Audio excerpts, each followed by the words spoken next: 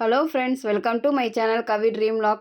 இன்றைக்கி நம்ம ரொம்ப டேஸ்டியாக டிஃப்ரெண்ட்டாக கோவக்காய் ஃப்ரை ரெசிபி பண்ண போகிறோம்.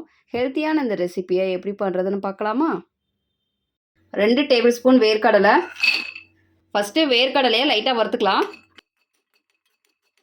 1/4 டீஸ்பூன் உளுந்தம்பருப்பு, 1/2 டீஸ்பூன் கடலைப்பருப்பு, 1/4 டீஸ்பூன் தனியா, 1/2 டீஸ்பூன் சீரகம். இப்போ இது எல்லாத்தையும் வறுத்துக்கலாம். 1 டீஸ்பூன் வெள்ளை எள்ளு. இப்போ இது எல்லாத்தையும் வறுத்துக்கலாம்.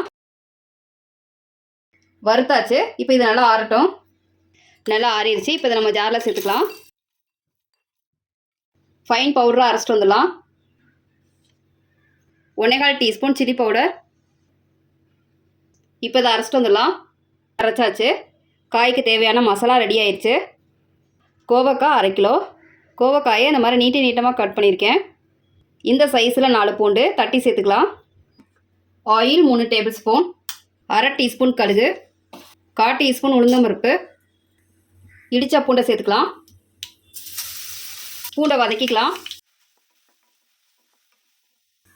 1 ஆனியன், 2 வத்தல், கொஞ்சமாக கருவேப்பிலை.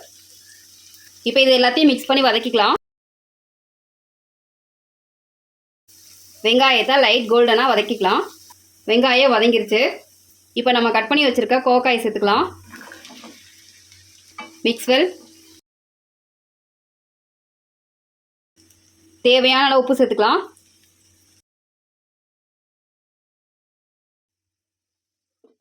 இந்த அளவுக்கு தண்ணி தெளித்து சேர்த்துக்கலாம்.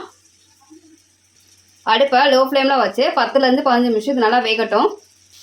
இடையில இந்த மாதிரி மிக்ஸ் பண்ணி விட்டுக்கலாம். 15 மினிட்ஸ் ஆயிடுச்சு. இப்போ நம்ம மசாலாலாம் சேர்த்துடலாம். 1/3 டீஸ்பூன் மஞ்சள் தூள், அரைச்சி வச்சுருக்க மசாலாவை சேர்த்துக்கலாம். Mix well.